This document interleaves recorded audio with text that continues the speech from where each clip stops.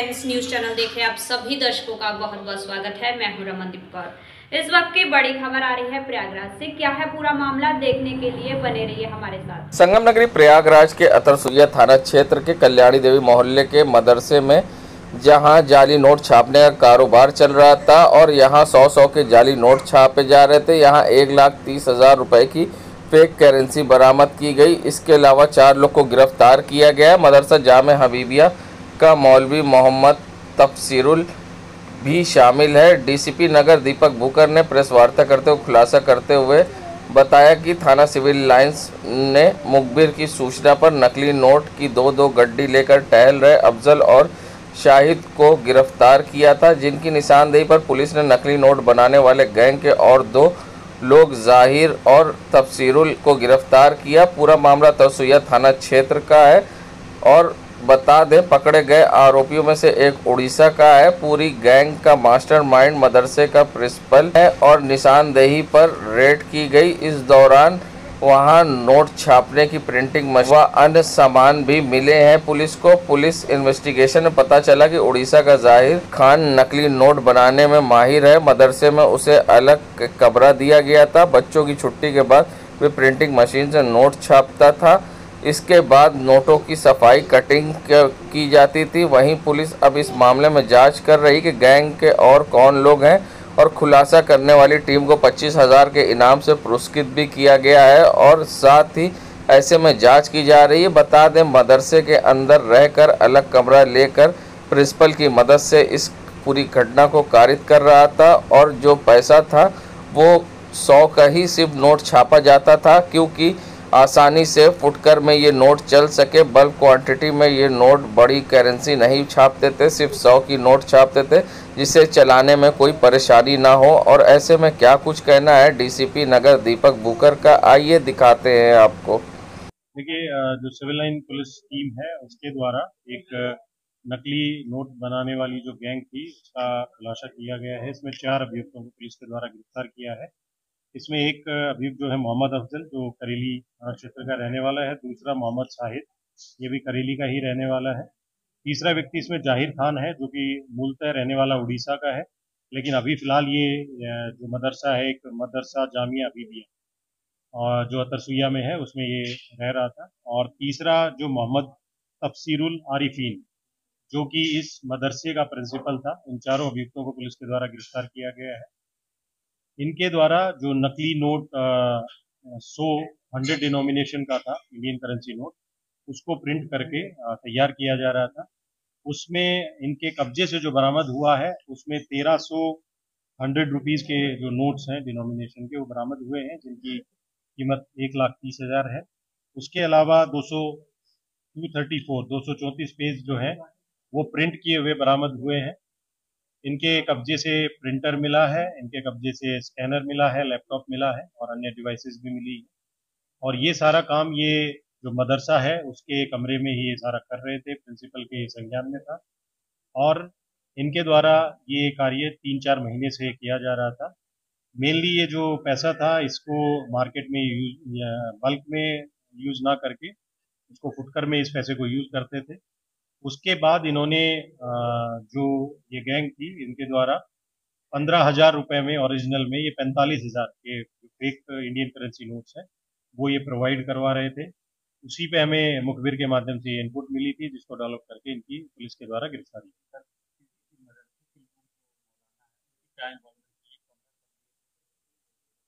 ये जो इसके प्रिंसिपल हैं मोहम्मद तफसीरुल, और ये मेन जो इनका मास्टरमाइंड है जाहिर खान, ये दोनों उड़ीसा के ही रहने वाले हैं, भद्रक के।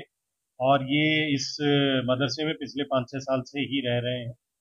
ये एक दूसरे को जानते थे और मेनली इन दोनों की नॉलेज में भी था। तो जो मदरसा का जो मौलवी प्रिंसिपल है उसके संज्ञान में था, उसी ने इनको एक अलग रूम दे रखा था और वहीं पे ये सारे जो फेक इंडियन करेंसी नोट्स जो है वो ये तैयार कर। देखिए, इनकी क्रिमिनल हिस्ट्री जो अभी तक संज्ञान में है, ये पहली बार इनके द्वारा कारित किया गया अपराध है। और इसके पीछे और कौन इन्वॉल्व है, कहाँ से इन्होंने ये चीज़ें सीखी हैं, क्योंकि जो इंडियन करेंसी नोट में जो फेक जो इन्होंने थ्रेड यूज़ किया, सिक्योरिटी थ्रेड, वो भी बहुत ही अच्छे से इसको यूज़ करके ये डेवलप करते थे।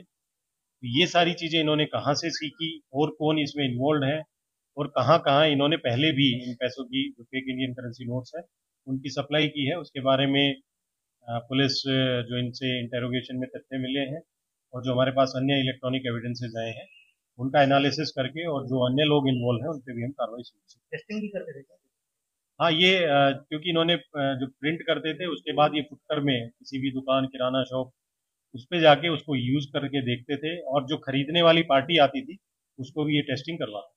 कितनी रकम रिकवरी हुई? और देखिए, मैंने बताया कि 1300 नोट्स 100 रुपीज के मिले हैं जिनकी वैल्यू है 1,30,000 है और बाकी जो कागज पे प्रिंट किए हुए थे वो कागज भी बरामद हुए हैं, वो प्रिंटर भी इनसे मिला।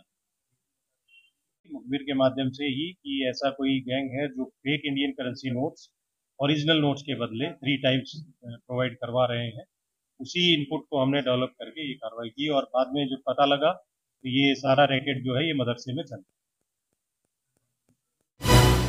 संगम नगरी प्रयागराज में एक बार फिर से वर्ल्ड मीडिया टाइम्स की खबर का बड़ा असर हुआ है। बता दें, जहां वर्ल्ड मीडिया टाइम्स ने कल खबर प्रमुखता से दिखाई थी कि करैली के पहलवान चौराहे से लेकर मस्तान मार्केट तक सड़क बेहाल है और बड़े बड़े गड्ढे हैं, जिससे आने जाने वाले लोगों को काफ़ी परेशानी का सामना करना पड़ता है और लोग दुर्घटनाग्रस्त होते हैं। तो वहीं खबर को प्रमुखता से दिखाने के बाद अब जिम्मेदारों ने इस पर संज्ञान लिया है। बता दें, जहां मंत्री नंदी ने एक पत्र नगर आयुक्त को लिखकर सड़कों को गड्ढा मुक्त करने के लिए निर्देश दिए हैं, तो वहीं दूसरी तरफ नवनिर्वाचित सांसद उज्ज्वल रमण सिंह कल अब वहां पर जनता दर्शन दरबार भी लगाएंगे। संगम नगरी प्रयागराज में अल्पसंख्यक कांग्रेस शहर एवं जिला यमुनानगर जिला गंगापार ने सामूहिक ज्ञापन शहर अध्यक्ष अरशद अली की अध्यक्षता में लेटरल एंट्री मामले में प्रधानमंत्री भारत सरकार को ACM प्रथम अविनाश सिंह यादव के द्वारा सौंपा है। इस मौके पर जहां अल्पसंख्यक शहर अध्यक्ष अरशद अली ने कहा कि पिछले दिनों 17 अगस्त 2024 को भाजपा सरकार द्वारा ज्वाइंट सेक्रेटरी डायरेक्टर और डिप्टी डायरेक्टर पोस्ट के लिए 45 नियुक्ति के लिए ज्ञापन जारी किया गया। बता दें, राहुल गांधी ने 19 अगस्त को इन नियुक्तियों को पिछड़ा, दलित और आदिवासियों के मिले आरक्षण के संवैधानिक अधिकारों पर हमला बताते हुए इसे रद्द करने की मांग की है। इसके बाद आज कांग्रेस अल्पसंख्यक कमेटी ने जहां इसका विरोध दर्ज किया और ज्ञापन सौंपा है और क्या कुछ कहा है इस पूरे मामले पर, जहां प्रदर्शन करते हुए कांग्रेस अल्पसंख्यक नगर अध्यक्ष अरशद अली ने, आइए दिखाते हैं आपको क्या मामला था। आज अल्पसंख्यक कांग्रेस के प्रदेश अध्यक्ष जनाब शहनवाज आलम जी के निर्देश पर पूरे प्रदेश में अल्पसंख्यक विभाग लेटरल एंट्री की नियुक्ति के विरोध में आज पूरे प्रदेश में प्रधानमंत्री महोदय को ज्ञापन सौंपा है। 17 अगस्त 2024 को भाजपा सरकार द्वारा लेटरल एंट्री की में डिप्टी डायरेक्टर पद हेतु 45 नियुक्ति की विज्ञापन जारी किया गया, जिसके विरोध में 19 अगस्त को जननायक हमारे राहुल गांधी जी ने इसको दलितों और पिछड़ों और आदिवासी के विरोधी और संवैधानिक अधिकारों का हनन बताते हुए इस नियुक्ति को रद्द करने की मांग की।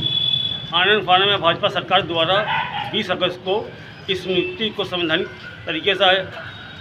तरीके से मतलब कि वो करते हुए भाजपा सरकार ने इस नियुक्ति को रद्द कर दिया। मगर सवाल ये उठता है कि 2017 से 19 से अब तक 63 लोगों की नियुक्ति लेटर इनकी द्वारा हुई है।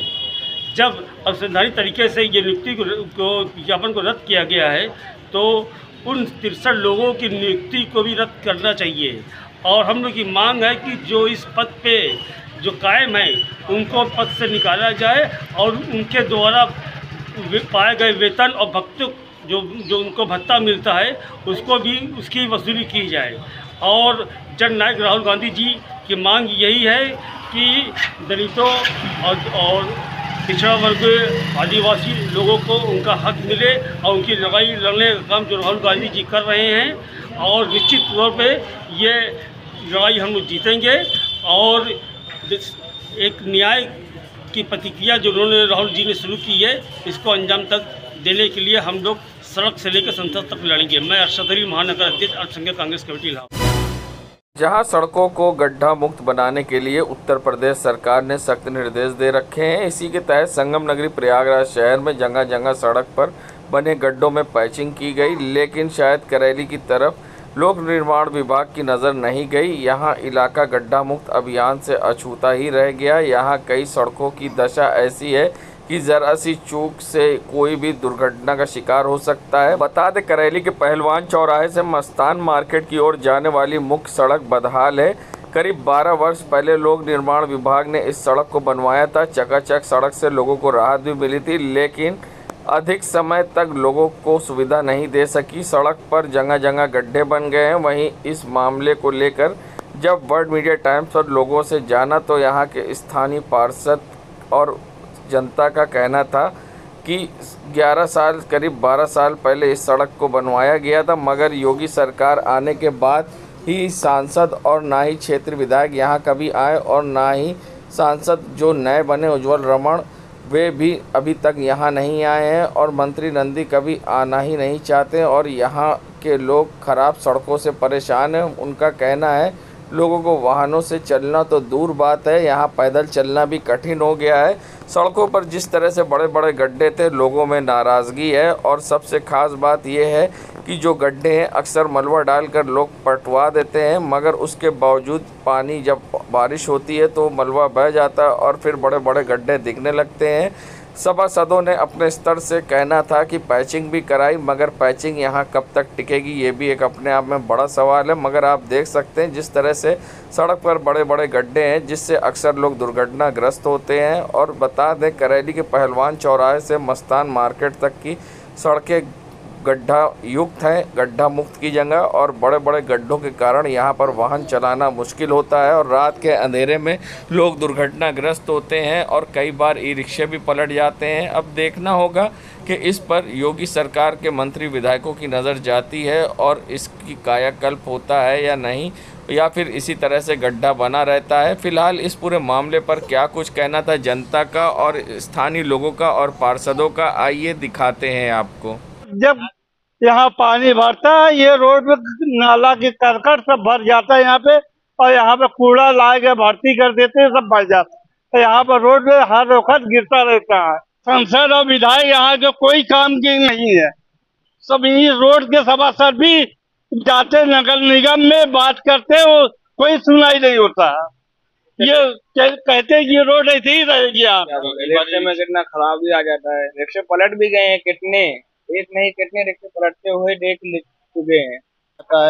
बड़े बड़े गड्ढे हैं यहाँ पे और इसीलिए कुछ सोच नहीं रहे आदमी कि यहाँ बनाना चाहिए कि नहीं, मेन रोड है ये। इलाहाबाद हाई कोर्ट से जुड़ी बड़ी छोटी खबर विस्तार से बता दें। लोक सेवा आयोग द्वारा आयोजित PCSJ 2022 भर्ती परीक्षा में कॉपियों की अदला बदली से जुड़ा मामला इलाहाबाद हाई कोर्ट में सुनवाई टली। अब 4 सितंबर को इस मामले पर सुनवाई होगी। तो वहीं दूसरी तरफ मथुरा बाके बिहारी मंदिर में प्रस्तावित कॉरिडोर से जुड़ी खबर, इलाहाबाद हाई कोर्ट में इस मामले में भी आज सुनवाई टली। अब सुनवाई 4 सितंबर को होगी मामले की सुनवाई। देश दुनिया की खबरों के लिए world media times news channel को सब्सक्राइब करें।